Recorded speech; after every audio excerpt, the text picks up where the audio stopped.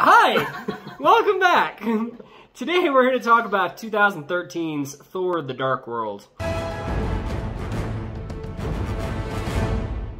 I'm going to preface this and say a lot of people hate this movie. I'm not one of them. I don't think it's great, and next to the rest of the MCU, it's pretty weak. But next to some of the movies that we've watched, it's not that bad. So, before we get started, I want you to pause the video and try to think of what this movie's about. Yeah. You watched this movie at some point. I know you did. Don't lie to me. Pause and comment down below. What is Thor the Dark World about? All right? And then post that before you watch the rest of this video. Done? Good. Excellent. Now let me go ahead and tell you what it's about in case you forgot, which you probably did because it's very forgettable. Plot and story. Here we go. Jane Foster has been missing Thor for the past 2 years. And so she... Jane Foster was the girl from the first movie. She's from the first movie, correct. Natalie Portman. Natalie Portman's been missing Chris Hemsworth. Anyway, so Jane Foster's been looking for signs of Thor's coming back. She comes across this space stone, which we later find out is called the Reality Stone, which in this movie is called the Ether. It's got many names. Mm-hmm. But anyway, the Ether infects her. The forbidden fruit punch. Yeah, it's like it's kind of like a red fruit punch thing. Anyway, it starts to infect her, and the plot is that it's going to consume her eventually. And Thor, meanwhile, has also been missing Jane. But he has not been allowed to go back to visit her because he's been having to fix the 9 realms and things like that. But once she goes missing, he finally just breaks all the rules and goes to see her, and the plot is basically, it starts out about him trying to save her from the ether, but then there's also some dark elves that come back because of the convergence, which is when all the planets are passing over each other. And by planets, we mean like a portal to their planets. Because it's not like they were actual planets, it was like a weird disc. So if all of the planets were flat... Right, Earth, yeah. Confirmed, maybe? Maybe. I don't know. Anyway, the science isn't really there, but the fact is... a convergence is happening where all the worlds, at least the 9 realms, you can, like, the gravity goes crazy and you can pass in through portals to different worlds by accident, and there's all these things that are going on. The Dark Elves want to take the ether and use it to turn everything back to darkness, because that's what their habitat was. Like pre-Big Bang. Yeah, that's what their habitat was, apparently. Thor wants to stop them and save Jane. That is basically the plot of Thor the Dark World. And here's what I'm going to say about it. It's forgettable. And partially because it doesn't make a whole lot of sense when you really stop and think about it. But what I will say is that, to me, the storytelling of this movie has more going for it than, say, what we got in Thor, where there was just a lot of down moments of nothing. This one always felt like it was moving forward, and it felt like it had an actual reason for doing what it was doing, and I appreciated that in the movie. I don't know what a dark elf is. I still don't. Why were they elves? Were they magical? Not really. They had like weird crystals that they would put inside of themselves in like an open cut and then turn into a giant monster. They had dark hole grenades. They had, pretty sick. They had black hole grenades, which is kind of sick, I think. And then there's like a lot of teleporting going on. Listen, I've seen this movie probably twice. And one of them was recently. And I don't know what happened in this movie. I mean, like, he just explained it to me, so I have an idea. But it's so weird. And I think that a portion of... Look, I like comics. I'm familiar with weird. But, like, this was super weird. And there was no basis for it. So they started it with a bunch of exposition, like they did in the first Thor. And I don't like it when movies start with exposition. I think that that's a weak way to storytell. But here's the thing. I feel like it had a plot, but it did a really poor job of explaining it. I think that if it did a better job, people would know what this movie about. And your comment down in the comments, because I know you did that. Don't lie to me. I know you did it. But anyway, that comment may have been correct had this movie had a better plot and story. So I gave it a 1.5. It was hard to follow. I don't remember it. It's only been a couple of days. And it's clear that Earth is a planet, like a sphere, when you see it. But then you see like 9 plates pass over each other. Are these like Doctor Strange's portal? What's going on? I don't understand. And see, I actually have the opposite reaction to you for it, because I think, I mean, yes, it makes no sense. Like, when you think about the story of 9 realms passing over each other perfectly and gravity going crazy and, like, the whole convergence thing, it doesn't make any sense. But if you suspend your belief into a comic book action movie, it's fine. It doesn't bother me. I actually, one thing that holds it back for me is because they sit there and explain it so many times. There are so many times in this movie... And I still don't remember. And there's so many times in this movie where they will pause what they're doing so that one of the characters can explain what's happening. And it's the same thing over and over again. The convergence is when the worlds pass, the gravity is skewed, you can pass the worlds, all these things, and they explain it over and over and over and over again. And I'm like, as an audience member, I'm bored by that. I don't like that they keep doing that. But you're right, it's not memorable. And that's one of the other things that holds me back, is that I enjoy it when I'm watching it. I really do. This is one that when I watch this movie, and I'm very unpopular with this opinion, I understand that, but when I watch Thor the Dark World, I enjoy the story. After the movie is over, it's hard to remember what it was about. And so for me, I gave it a 3 because I do like it. I think the story moves forward. I'm not bored, really, until they start explaining things over and over again. And I think that it has kind of it's got a nice pacing to it for the most part. But it's just, it's not, something about it is just not memorable. It doesn't stand out. And when you really think about it, it doesn't make a lot of sense. So I gave it a 3. It's just kind of barely above average. And again, I know that's unpopular opinion, but it is my opinion. Do you recall what I taught you of the convergence? Yes. The alignment of the worlds. Few can sense it, even fewer can see it. While its effects can be dangerous. With every 5,000 years, the worlds align perfectly, and we call this the convergence. During this time, the borders between worlds become blurred. The universe rotates on a 5,000-year cycle. And once a cycle, all the worlds align. But during the alignment, everything is connected. All 9 realms. All 9 realms are passing through each other, and gravity, light, and even matter is crashing from one world to the other. The power will increase exponentially. The effect would be universal. The acting and characters in this movie is everything that we've grown to know and love from Marvel. The acting is normally good, and the characters are well-defined enough that we don't hate any of them. And that's how I felt. The Dark Elves, what are they? But also, they are elves. But also, their characters, I just was like, okay, you guys are evil because you want to be evil. That's cool. You know, there was no character there. It was just like, we want the light and they want the dark, so they're the bad people, and that's that. And they're like, we're going to kill the Asgardians. Why? Because they probably killed us earlier. I don't remember, but they did for some reason. And, so it has that same, like, okay, the Marvel's villains are weak, Marvel's heroes are fun. Loki is half a good guy in this movie, which is cool. You know how much I like Loki. So, I mean, it was just like, it just felt like a Marvel movie, which isn't a bad thing, because Marvel movies tend to be pretty good. But it didn't do anything, like, crazy with the acting or characters that we hadn't seen in any other Marvel movie. I agree with that. One thing I do want to say, so obviously Malekith as the villain is really weak. The Dark Elves are extremely forgettable. They're extremely forgettable. One thing that I will say though that I actually it takes one step back and one step forward at the same time for me, because Chris Hemsworth is still a good actor, but Thor as a character in this one is very boring. Yeah. And the reason is because in the first one they had him have his big growth where he becomes worthy of the hammer. But then it's like they didn't know what to do with him after that. So they can't have him go back to being arrogant and reckless. So they have him just being this kind of very lonely, kind of boring main character that just spends most of the movie actually moping. Like, he's sad that he can't be with Jane, and then he is with Jane, he's sad that she's infected, and then he's sad that Loki dies, and then, like, dies.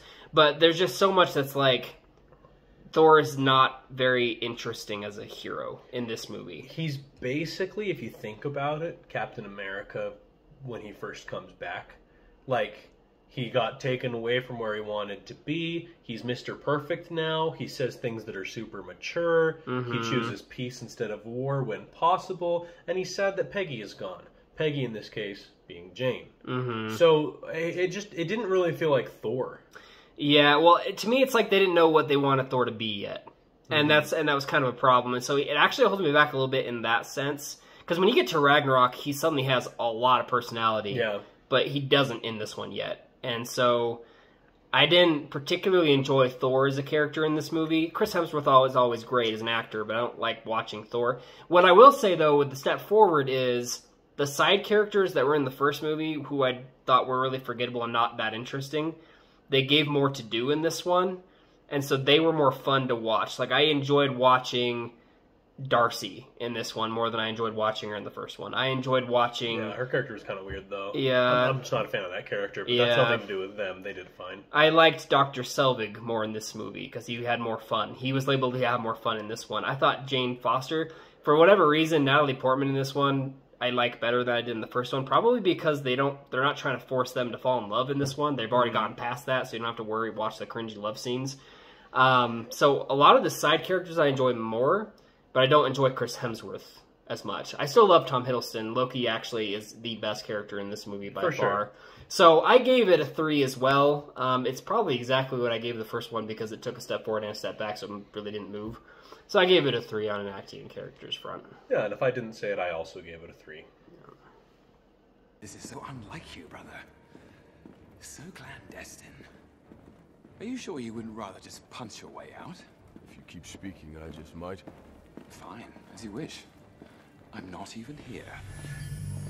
Is this better? Some better company, at least. Still, we could be less conspicuous. Oh, this is much better. Whoa. Costume's a bit much. So tight. But the confidence, I can feel the righteousness surging.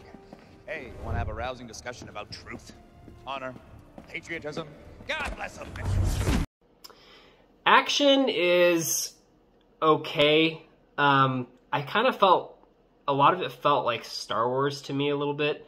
There was a lot more of spaceship battles than anything else. Like, there's a scene where the Dark Elves first invade Asgard and it's all spaceship. It's them attacking and blowing things up. There's a scene where Thor and Loki are escaping Asgard. Same thing, it's all spaceship battle and spaceship escape. Then you get some action like hand-to-hand with Thor versus the Dark Elves on their planet, and then the final battle is more of a hand-to-hand combat. So I enjoy it okay. I think the best scene action-wise is the scene where Thor and Loki are escaping Asgard. I think that had the most fun with that scene. I don't really have a lot to say about the action, if I'm being honest. No, me neither. There was a prison break scene. Did you bring that up? Yeah, that's the scene they're escaping Asgard. Oh, okay. Well, but there's the scene right before that where the Dark Elf escapes. Oh, yeah. And, okay, I guess. I mean, here's the thing. Cool. I don't know why they were all thrown into prison with all of their armor and weapons. That seems like a bad idea. Yeah. In my opinion, I mean, I'm not a doctor or a filmmaker or even like a knowledgeable person, but that just seems like a bad idea. Mm-hmm. And I don't think you need to be any of those things to understand to know that's a bad idea. I think that the last scene where Malekith, was that his name? Mm-hmm. See? Stupid character. I think that the last scene where Malekith and Thor are facing off, in the moment it felt all right. You know, you're watching as Thor strikes him with lightning, and he gets hit with the ether, and the ether is doing something. I don't remember what. There's like a storm or something there. And you see, what's her name? Jane Foster is teleporting things. Mm-hmm. Cool. It was fine. But looking back on it, you're like, it was just the same thing over and over again. You know, they didn't do anything new. In a lot of ways, it did feel a lot like Star Wars, but you know how every lightsaber battle in Star Wars is different? You know? And there's like, some of them are more brutal, some of them are more like tactful, some of them are more, well, tactful isn't the right word.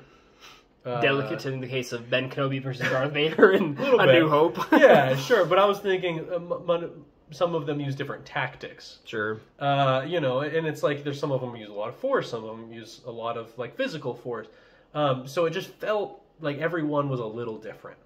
In this one, I felt like the battle was just kind of the same thing over and over again. You know, it's like, okay, here comes Thor. He's swinging a hammer, and there's lightning involved. Yeah. All right, here comes Thor. He's got his hammer, and you better believe there's lightning involved. Yeah. Here comes Thor. He's got his hammer, and wouldn't you believe it? Lightning is involved. And it's just like, I know that that's his power, but they probably could have found a better way to, like, demonstrate it, or just more creative ways to do it. I didn't make the movie, okay? It's not my job to think of how it would be better. I just didn't really enjoy it that much. That said, I still gave the action a 3. Because in the moment, it feels fine. It's just kind of looking back on it, I was like, meh. Yeah, that's honestly, I think I gave it a 3 as well. It's fun to watch. It's kind of the theme for this movie to me. This is a fun movie to watch when I'm watching it, but it's not, it doesn't hold well afterwards. When did it come out? 2013. Yeah, so it's been Almost 9 years. Yeah, almost 10 years. Almost 10 years, and I've watched it twice. Mm-hmm. So if that tells you anything about this movie... Yeah, it's fine. It works for when you're watching it. I do actually kind of like the portals. I thought that was a way to shake it up a little bit. But it's fine. It's a 3. Hello? I accept your surrender.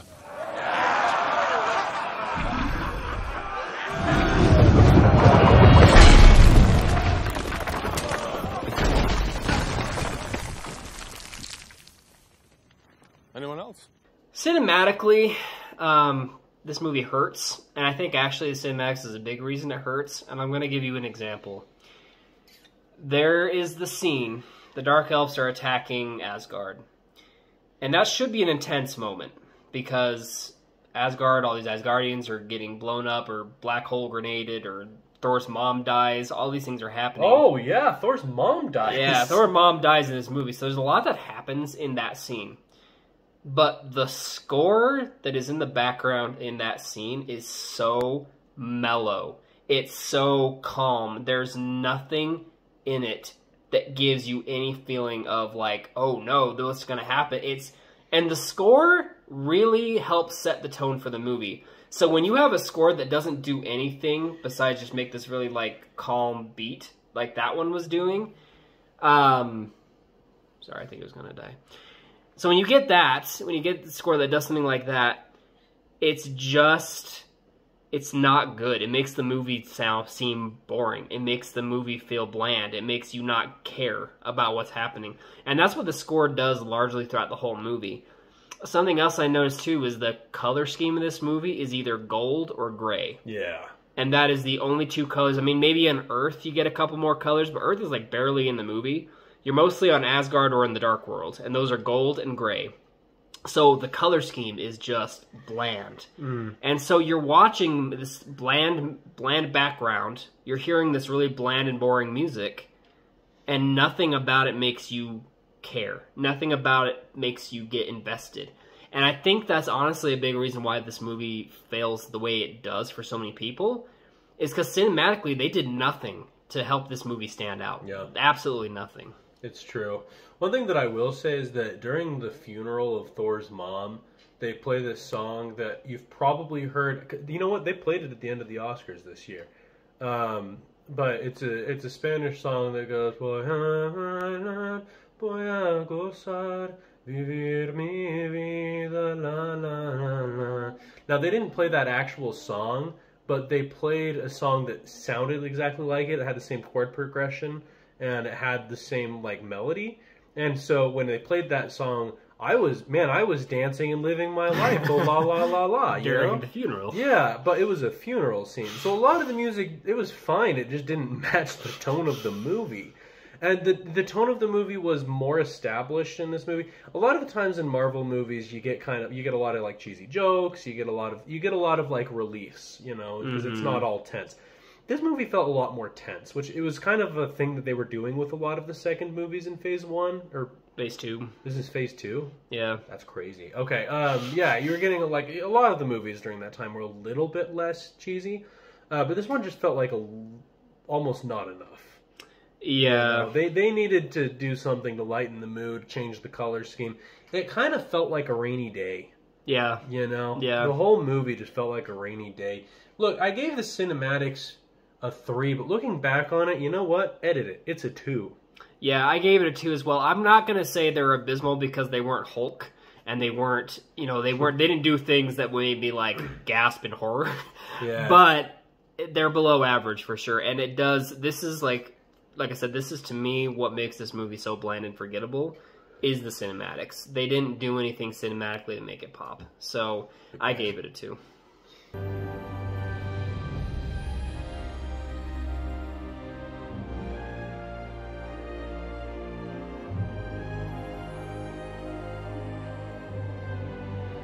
On the entertainment scale, I have an unpopular opinion because I am entertained. I'm not entertained enough to remember it super well. I'm not entertained enough to go back and watch it. Although, I will tell you, I do have the odd craving about once every other year where I specifically want to watch Thor the Dark World. So, take that as you will. Nope. But when I'm watching it, I have a good time. I have a good time with the characters. I think the story moves at a pace that's fast enough for me to enjoy myself. Tom Hiddleston's a hoot to watch as Loki. This might be my favorite movie. Well, I think he does Loki's a more interesting character in the first Thor, but he's a lot more fun to watch in this one.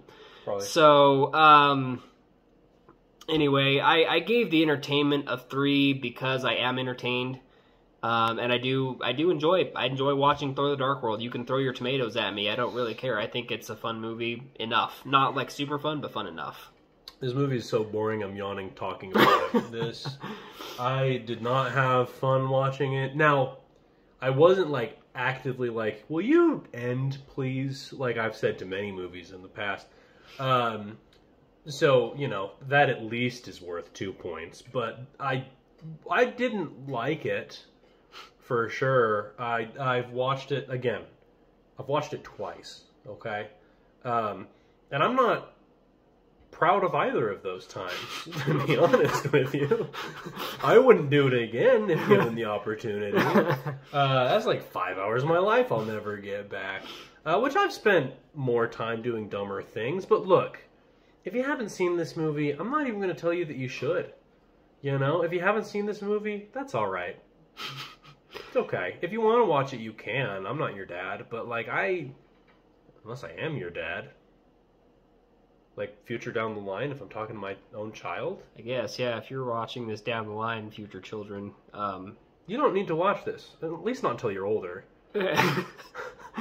I would recommend you see it at least once, especially if you call yourself an MCU fan, because the Reality Stone is the main plot, and so you should probably know what that is. Not that this movie does a great job at explaining it. Yeah, I was going to say, this movie doesn't explain what the Reality Stone is, to be honest. No. It's just at the very end, they're it's not wise to have 2 Infinity Stones that close together. Yeah. But I'll tell you one guy who had 6 of them. It was Thanos. Oh, yes. It's Thanos. Not yet, though. No, but I'm just saying, if it's not wise to have 2 of them together, imagine. Imagine having all 6 of them. Yeah, it's crazy. Anyway, that's our take on Thor the Dark World. Steaming hot take. I gave it a 2.8. It's not good, but it's fine. It's kind of good enough. It's it passes, but that's about it. It's a C. It's an average. I gave it a 2.4 total. Which is a 48%, I think. No, it's worse than that. It's a 46%. That's a failing grade. So I'm not going to call it average.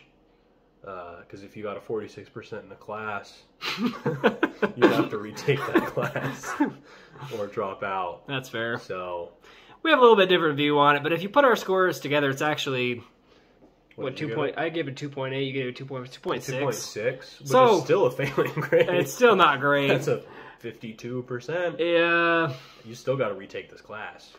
But believe it or not, this is not the worst movie that we've divided on. Not even almost. If you haven't watched our review of Hulk 2003, go back and watch that. Yeah, then go watch Thor the Dark World. You tell us which one's better. Although I'm just saying that, as far as differing opinions. Oh, yeah. We're not, the gap's not that big. If you haven't watched our review of the Wolverine, that's a big gap. Or the Amazing Spider-Man. The Amazing Spider-Man, and I'm sure the Amazing Spider-Man 2 is going to be the biggest gap you've ever seen. Oh, I'm sure, yeah. But anyway. Go back and watch our very first one, Batman the Movie. Yeah. We had a pretty differing opinion on that one, too. We did. Look, the point is... We're rambling. We can all have our own opinion, okay? But only mine is right. So, thanks for watching. Tune in next week when we watch a different movie.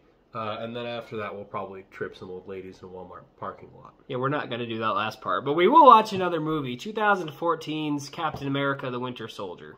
That will be our next go. So thank you guys so much for watching, and we will see you later. Bye.